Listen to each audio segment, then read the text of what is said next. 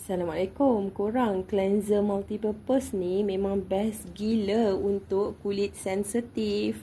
Sebab apa? Tengok sajalah dia tulis sini, extra gentle. Satu botol je boleh guna untuk muka dan badan. Tak payah dah nak beli 2-3 jenis pencuci lagi dah. Yang paling saya suka, tekstur dia lembut sangat, tak pedih mata, tak buat kulit rasa tegang dan kering lepas basuh. Formulasi dia extra gentle, pH balance, jadi sesuai untuk kulit breakout.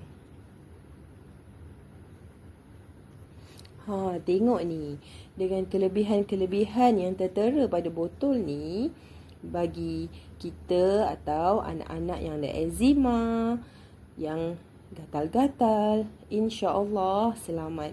Dia bersihkan kotoran, minyak dan sunscreen dengan lembut. Tapi tak tarik natural moisture kulit kita.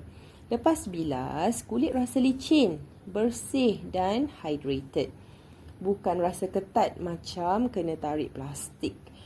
Anak saya pun boleh guna tanpa rasa pedih atau merah-merah. Bau pun mild, tapi dia tak wangi yang mencucuk hidung. Pendek kata, kalau korang jenis kulit sensitif, malas nak fikir banyak nak pakai produk apa atau suka satu-satu barang serbaguna dalam bilik mandi, cleanser ni lah wajib ada. Okey, boleh cuba sekarang.